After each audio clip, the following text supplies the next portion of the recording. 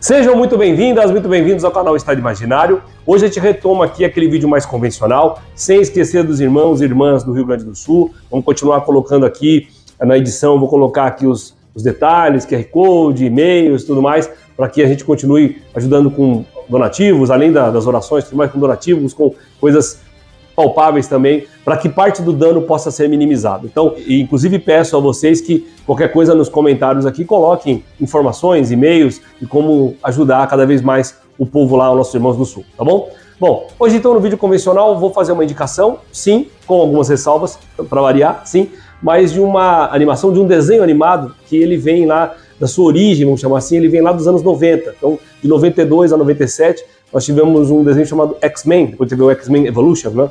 E isso foi retomado agora na grade da Disney. Há muito tempo que eu não entrava na Disney Plus, viu, pessoal? Mas enfim, Disney Plus tá lá, bonitinho, uma animação boa ali para chamar de sua, né? E boa não, ótima. 90 e poucos % de aprovação do público, eu tô no meio desses 90 e poucos com as ressalvas, né? Aquele velho vídeo convencional meu com aquela colocação de que tem uma ressalva ali ou outra, tá? Não tanto assim não, mas tem uma ressalvinha ali. Ok? E umas filosofadas para não perder o costume, tá bom? Bom, sem mais delongas, vamos falar então hoje sobre a animação, o desenho animado X-Men 97. Roda a vinheta.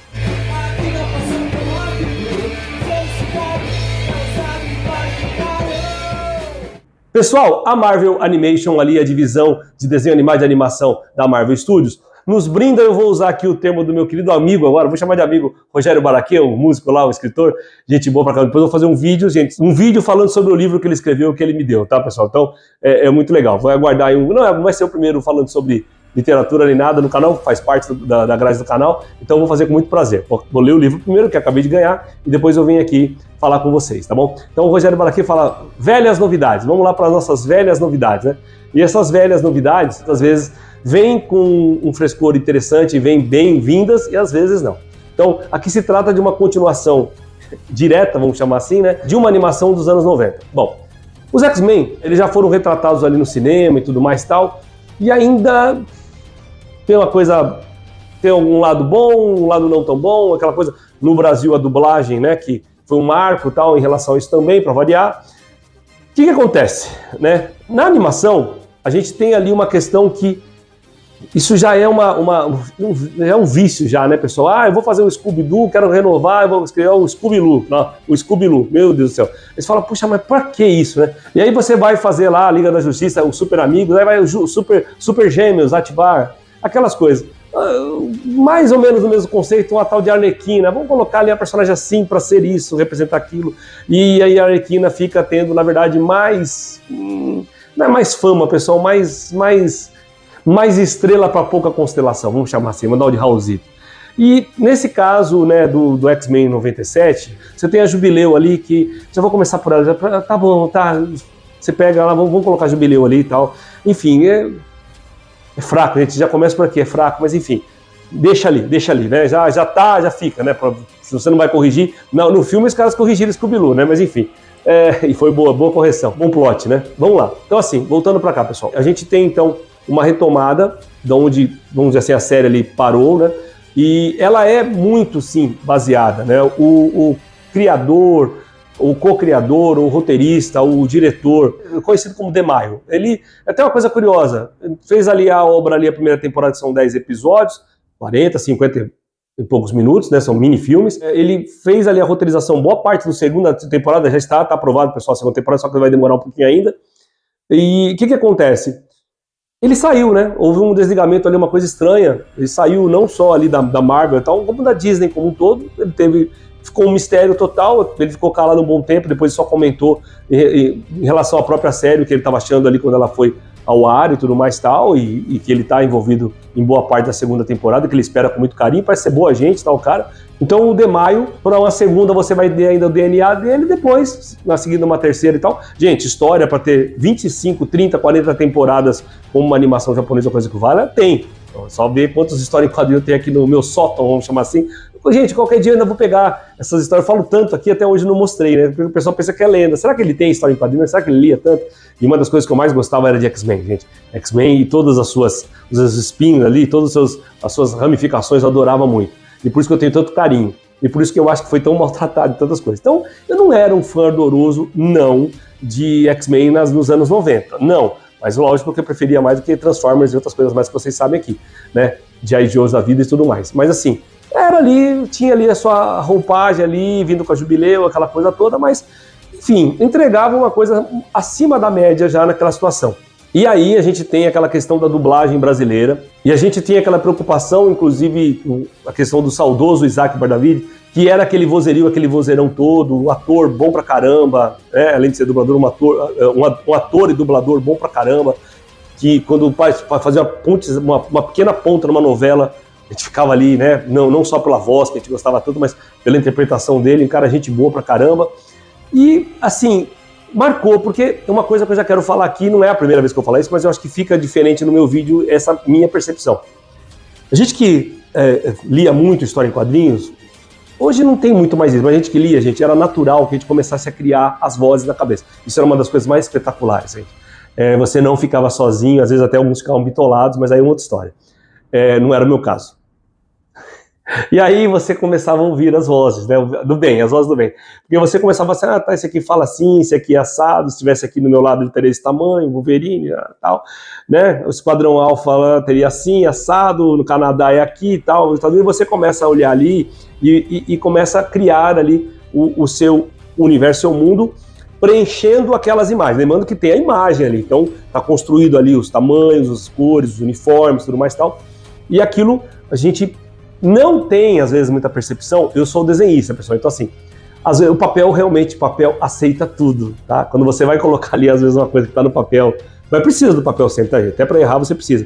Você vai colocar no mundo real, fica difícil. Essa transposição, né, do 2D para o 3D para a vida real é uma coisa sempre muito complexa. Às vezes tem coisas que são de imediato e tem coisas que não, que você tem que voltar para o prancheta de desenho, lembra aquele desenho lá do fazendeiro lá do porquinho? Volta para o prancheta de desenho, né? O cheiroso, volta para o prancheta de desenho. Então, da mãe e do pai, né? Que o pai queria entrar na casa sem que a mãe visse, né? Ô, cheiroso, faz aí pra ele, fazia lá o plano dele. Então, voltando a prancheta de desenho, você às vezes tá chapado uma coisa ali e para passar, né? Também tinha que fazer o live action, pra você escolher os atores e tudo mais, é uma coisa complicada. Mas uma coisa que marcou ali foi, então, essa questão da dublagem, que dublagem nos tempos áureos, 90, a gente estava ainda voando ainda, porque tinha totalmente aquelas pessoas da época de ouro do rádio e da dublagem, e com os novos ali que começaram e que estão até hoje ótimos. Então era a era de ouro ainda estando ali presente ainda, e você tem ali situações memoráveis. Às vezes até sobrando a dublagem, né, colocando uma roupagem para nós brasileiros maior do que realmente a obra é. Isso tanto para animação, desenho animado, como para filmes. A gente tem, às vezes, aqui uma coisa que é maior do que a própria obra. Interessante, né? Qual o valor do trabalho dos nossos talentosos atores e atrizes que fazem a dublagem. Então, pessoal, isso é um caso à parte. Ó, só para colocar, eu estava vendo a queridíssima, a talentosíssima, lindíssima Aldine Miller, uma live dela, e ela perguntando, né, como é que seria ela na dublagem, que a voz belíssima, Ela considera que a voz seja belíssima, então aí já é uma humildade total, assim, né? É uma modéstia total, mas assim, ela mesma falou, a Aldine Miller, olha, gente, realmente a dublagem para mim, eu não entrei nessa seara, eu não entrei nesse universo aí, porque eu acho que eu não tinha qualificação para tanto. A Aldine Miller falando isso, para vocês terem uma ideia como que é o nível da dublagem brasileira. Então, voltando aqui para o chão aqui, né, pessoal, tá lá com a estrela Aldine Miller, vamos voltar aqui para o chão. Então, a gente tinha uma expectativa, poxa, um desenho baseado naquele, uma continuação daquele, na verdade, sem ali os medalhões, encabeçado inclusive pelo tal do Wolverine, né? Tão querido Wolverine, e que é bom mesmo, eu não sou aquele de contra não ao Wolverine, o Wolverine é interessante, mas quem lê X-Men não acha só o Wolverine, mas enfim, interessante, mesmo diferenciado, e o Sr. Isaac, o saudoso Isaac, fazia aquela voz tão forte, tão boa, e a gente, era essa voz, quando eu vi a primeira vez essa voz, que era a voz do Wolverine que estava na minha cabeça, muito louco isso. Papo de maluco, né, pessoal? Mas enfim, é isso que eu acho, é isso que eu sinto mesmo. E aí nessa nova roupagem, nessa continuação, a gente tem um trabalho muito bem feito da pessoa que substituiu o Bardavid. Mas, gente, a primeira ressalva que eu falo é que algumas coisas na dublagem me incomodaram, não me encaixaram, sabe? Agora eu vou aproveitar. Sabe aquele negócio de achar, puxa, não combinou, não é isso, não combinou. Então, não é o ator, a atriz está fazendo, não é isso, é que a dublagem em si, a técnica, não combinou. Timbre da voz não combinou. Para mim, sou o público, tá, pessoal? Eu não sou o crítico, eu não sou o especialista, eu sou o público, não ornou. Não ornou é velho, não ornou. Aquilo ficava meio me incomodando. Mas a substituição, por exemplo, daquilo que seria o ponto crucial, vamos chamar assim, ficou de boa. Luiz Feyer Mota é o dublador que faz ali a voz do Wolverine. Gente, que vai pro filme também, do Deadpool lá. Perfeito, tá? A gente respira, a gente consegue rapidamente, com todo respeito, com tudo que aconteceu, a gente consegue rapidamente falar assim, ótima escolha, tá bom? Ótima escolha. Tá ali, a gente sente falta, vai ser sempre será sentido, gente, sempre. Mas ficou um negócio legal, ficou muito bom. Tá ali o Wolverine, tá ali bem desenhado, vamos dizer assim, bem construído, bem trabalhado, tem uma voz possante, porque não é só ter a voz possante, é uma coisa assim meio que além da potência, tem uma coisa ali meio arranhada, ali meio selvagem. Então ele conseguiu pegar esse tom, e não precisa ser uma imitação não do saudoso dublador, mas eu acho que ficou bem encaixado, tá bem encaixado. Então, beleza. Vamos passar disso aí? Vamos, porque isso é importante, que a dublagem, no caso da animação, a gente tem que se ater um pouquinho mais. Vamos passar disso aí? Ressalvas. A história do X-Men é muito complexa, é muito interessante, tem reviravoltas na história em quadrinho muito grande e tal, e eu acho que, mesmo sendo 10 episódios, pessoal, mesmo tendo mais de 50 minutos, tem uma hora ali que fica uma miscelânea ali. Você no primeiro, segundo, terceiro, eu confesso a vocês que eu fiquei meio assim, meio incomodado, né? E outra coisa, tem ali todo um desenho, vamos chamar assim, de respeitar e de trabalhar com o tipo de ilustração anterior. Aquilo ali no começo me incomodou um pouquinho, e isso é interessante, porque se você for ver, começa a ter uma evolução, realmente, dos traços e do mais, do formato de filmagem pro final, pelo menos na minha concepção. Primeiro, segundo, terceiro episódio você tem uma coisa e depois aquilo é construído. Lembra o traço, é proposital, tudo? Sim, mas ele avança um pouquinho. Então, me incomoda um pouquinho o começo ali, meio que misturando coisas, misturando histórias, demais, não dando certo aprofundamento em algumas questões. Você vê ali as duas Jean Greys ali que tem ali na história em quadrinho, não é nada de spoiler aqui, pessoal, mas você vê ali uma Jean Grey com uma Madeleine Pryor ali, e aquilo fica meio, daqui a pouco tá falando Madeleine do nada ali e tal, então é meio esquisito. Eu falei da Jubileu, tem que falar do Morph. O Morph também, gente, também dá uma forçada ali também, é um outro também que é um Scooby-Doo da vida, mas eles são melhores aproveitados. Já que estão ali, eles são melhores aproveitados, tá? Então, não vou falar sobre que eles seriam ressalva, porque seriam ressalva no passado. Agora, estão ali devidamente incorporados, vamos chamar assim. Bom, essa primeira temporada tem 10 episódios que fazem, então, pessoal, uma mistura. Se você pegar ali alguns autores, né? Pessoal, esse é um trava-língua aí agora que eu percebi. Mentalmente, eu sempre falei o nome dele muito rápido, mas olha, os criadores ali do X-Men, o Chris Claremont, Saiu. Então o Chris, eu vou chamar ou de Claremont, o Claremont fez ali, mas tem os arcos de história. Então, como tá esses arcos de histórias misturados ali, pessoal, tem arcos de histórias muito famosas, que são as que são mais contundentes, ou que são mais ousadas, mais sombrias. Você tem ali também, porque você tem, gente, tem um criador da história em quadrinhos, Stan Lee, ele queria ler uma coisa ali, depois tem vários co-criadores, vários roteiristas, e aí vai, tá? Alguns acertam muito, outros erram, tá? Uns entendem a essência, outros não. Então, o Grant Morrison, por exemplo, foi outro que fez arcos muito bom, tá aproveitado ali.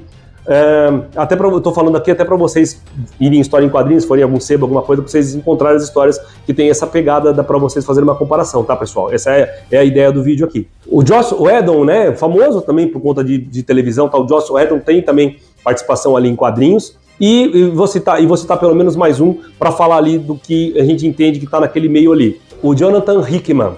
Então, estou falando aí do criador principal, depois de quem participou ali, então isso está ali construído. E volto a falar para vocês, o DeMaio, ele conseguiu, tem a essência ali, tem a essência. Eu estou vendo muita gente falar assim, mas pega ali, respeita ali o passado, sem ser muito saudosista, ou usando o saudosismo da forma correta. Tem uma nostalgia, a nostalgia acaba sendo a palavra, mas acho que o saudosismo fica uma coisa meio triste, e a nostalgia fica um nome até mais glamouroso, mais bonito. Então, tem essa nostalgia e tal, respeita os fãs, mas eu acho assim, apresenta para o público novo e tal. Não, gente, eu vou falar uma coisa para você. O público, se eu fosse público novo, estaria meio confuso ali, hein? Representa, sim, quem conhece, né, mais de idade aí que conhece, de 90 a série, quem acabou vendo alguma coisa aí nos streams da vida e tal, no próprio Disney Plus que tem lá, mas assim, tem uma coisa que pros novos, eu ali olhando, tentando ver, eu sou um gênio, né? Eu tô tentando, deixa eu ver, ficar um pouco distante, já que equidistante não dá para ficar um pouco distante. E eu falei, não, se eu fosse agora uma pessoa nova assistindo aqui, ia achar meio estranho algumas coisas ali. Por quê? Porque é construído para quem conhece algumas coisas, aquela ligação, né? O pessoal fala, como é que é? É o efeito Gestalt, né? Puxa, a gente precisa estudar de novo, precisa estudar mais, que a gente esquece. É Gestalt, né? A gente faz a junção de algumas coisas ali, então para a história em quadrinhos, a gente fala assim, poxa, ali misturou isso com aquilo, a gente sabe o que quer dizer, onde quer chegar. Mas para quem está assistindo de bate-pronto, não concordo com quem está falando aí. Voltando aqui, eu acho na minha análise que é uma boa animação, ok, mas que não apresenta muito bem não para novas gerações, fica uma coisa ali meio confusa. Apresenta para quem já viu o desenho, já viu o antigo, e para aqueles que têm conhecimento de história em quadrinhos, senão fica uma coisa meio confusa. Tirando isso, então acabou agora as ressalvas que eu fiz aqui. Tirando isso, pessoal, nós temos ali uma obra diferenciada, madura, que o criador entende do traçado, sabe do que está falando, respeita o que está falando, isso é bom, sempre bom, é ótimo, né? E a gente tem ali episódios, se eu falo que o primeiro, segundo, terceiro dá aquela escorregada, gente, o episódio, inclusive, do Mojo, não aproveitaram um dos mais espetaculares de vários personagens. A gente fala de galeria de vilão, às vezes de Flash e tal, gente, a galeria de vilão do X-Men é insuperável, se for ver desse lado, tá? Mas o Mojo é um desses aí que é super interessante, foi subaproveitado ali, mas vamos dizer assim, o Gambit é muito bem aproveitado. O Gambit era um cara que eu via na história em quadrinho assim, tá, beleza, mas ele foi pegando a parte dele, tem a personalidade completa, a persona dele é completamente diferenciada, tal, ele tem um lugar ao sol, sim. E olha, gente, tem tudo a ver, a série é bem equilibrada entre os personagens, tá, pessoal? Mas ele dá uma roubada de cena de vez em quando, e um episódio específico dele, gente, eu não vou falar aqui pra não dar spoiler nada, mas olha, marcante, é chocante, é uma coisa que há muito tempo eu não via em animação. É importante. Se tivesse transformado isso para filme, né? Pra dar essa emoção pra gente, mas não fizeram. Tomara que aprendam agora com essa obra, né? Então, realmente, tem alguns episódios bem densos, bem ambientados, bem complexos, que mostram bastante coisa, mostram a riqueza de cada um dos personagens, como isso é brilhante, como isso realmente teve o motivo de ser, né, uma reviravolta nos quadrinhos, de falar sobre tudo que se fala de preconceito, ou de pensamentos radicais, ou de não aceitar um diferente, enfim, e visões de coisas, visões estranhas de algumas coisas que não eram para ser tranquilas, amenas. Mas, gente, e uma coisa importante, né, é uma coisa bem, não é antagônico, mas é diferente, porque você tem o Homo sapiens, né, a mulher sapiens. Ai, meu Deus. Então, você tem ali o Homo sapiens, né? Você tem a gente como a gente conhece, e tem essa questão mutante, que é uma evolução, e nessa evolução existem o quê? Os poderes, que causam ali transtorno, não para quem tem o poder, porque, né, o cara é mais forte, pode voar, pode se transformar, pode ter super velocidade, aquela coisa toda, e você fica naquela situação do que ser uma bizarrice, do que ser uma anomalia, vamos chamar assim, do que pode ser considerado bizarro, uma anomalia, e eu estou esquecendo a palavra que eu queria falar, tá, gente? Era bizarro, anomalia, mas uma outra coisa, depois eu tento ver se na hora da edição vem a palavra, mas enfim. Duro. Então vamos lá. Então, do que seria isso aí, para uma parte da população, né, e a crescente situação ali de quem tem esses poderes, e do outro lado, quem está chegando fala assim, peraí, eu tenho poder, então você é menor. Olha que loucura isso, gente. Quem está daqui falando, você não é puro, o teu sangue não é puro, você não tá legal, você tá ruim, você tá fora do esquema, você é um anormal. E lá, o do outro lado, o cara fala, mas pera um pouquinho, você é menos. Eu posso ser um deus, um semideus, você é nada, você é menos que uma formiga. Então, olha que loucura como vai o pensamento de um lado para o outro, e todos estando falhos, né? Todos estando incoerentes e não coerentes, em vez de se juntar e trazer um bem comum, mas é aquela coisa. Você quer, às vezes, saber quem é a pessoa e dar poder para a pessoa, também tem isso também, né? Mas, enfim, às vezes é o lobo na pele de cordeiro, né? Mas, enfim, isso é uma coisa muito rica mesmo, por isso que eu acho que o X-Men fez tanto sucesso nos quadrinhos e por isso que virou um produto cinematográfico como outros mais. Mas vamos lá. Pessoal, outra coisa também que eu acho assim, tem Genosha, né? Genosha é um país fictício e tal, que é como se fosse uma colônia, vamos dizer assim, um espaço, um território mutante. Como colocar ali, também, gente, é uma ressalva, mas aí é de menor importância. Mas só para assuntar com vocês aqui.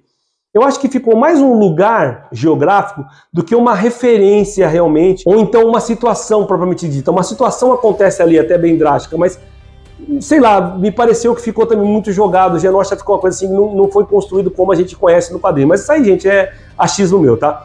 Então, o Genosha também tem sua participação ali, né? O lugar, vamos chamar assim. E por fim, gente, só mais uma coisinha. O Sinistro, né? O Senhor Sinistro, que tem um visual bem interessante, ele mistura um colosso com alguma coisa ali, ele tem um visual bem interessante. Eu acho que acabou ficando assim meio jogado, ele acabou não tendo o peso que quando a gente lia a história em quadrinhos ele tinha. O peso, o arco dele, toda vez que aparecia a figura dele era algo que era bem dramático e transformava as coisas de forma bem dramática. Ali parece que vai ser assim no começo, mas no final fica meio... Às vezes, sabe, pessoal, apesar de ter uma classificação, né, acho que 14, 16 anos tá uma classificação porque tem coisa ali muito séria, tem mesmo, tá? Tem algumas coisinhas ali, algumas situações ali, mas eu acho que tem umas horas que caía bem... Não chega a ser infantiloide, tá, gente? Mas caia bem para aquela coisa mais do infantil. De tipo assim, vamos ver se tem aqui um bebê Jefferson de 6 anos, tá com o pai, que ele vai assistir junto. Então, algumas coisas assim ficaram meio desconexas por conta da proposta, tá? A proposta ficou projeto, né? Como diz o Vanderlei Luxemburgo, o projeto ficou meio dúbio nessa situação. E aí eu acho que acabando, então, todas as ressalvas, o Cable, ele é um personagem que ele vem ali numa situação, eu acho que é bem estruturadinha, fica até uma estrutura melhor para filmes, por exemplo, porque eu acho que tem algumas coisas que não é a questão da adaptação, é quando realmente acontece uma evolução. Eu pego aquilo e atualizo aquilo para os anos de hoje, sem perder a essência, como eu sempre falo, mas transformando aquilo de uma coisa mais rica. Aproveitando a riqueza inicial, original, eu consigo colocar mais ingredientes e aquilo fica maior. Gostei da participação. E aí, gente, duas coisas que eu não podia deixar de falar aqui como ressalva.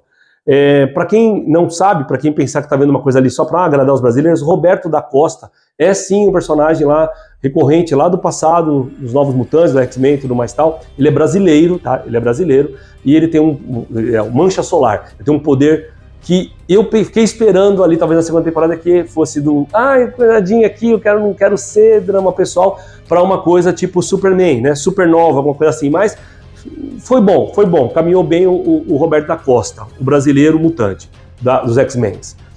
E de muita história por vários motivos, né? Tomara um dia ver o Warlock, cara. O Warlock é outro. Quando eu lembro do Roberto da Costa, eu sempre lembro do Warlock. O Warlock é outro ótimo. Mas enfim, isso fica para um outro vídeo. Por fim, o Cíclope, O Cíclope, ele realmente.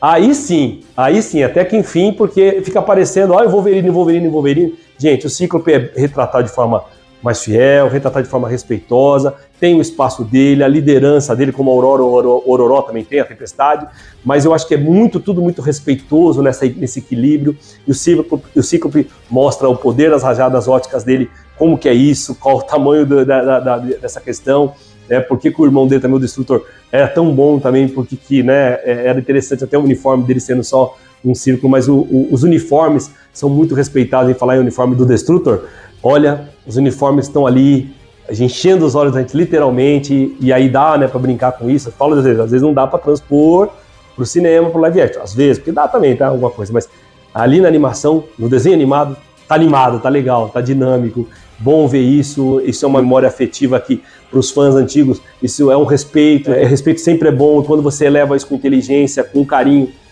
essas coisas só vão se somando, só vão indo pra um lugar melhor, só.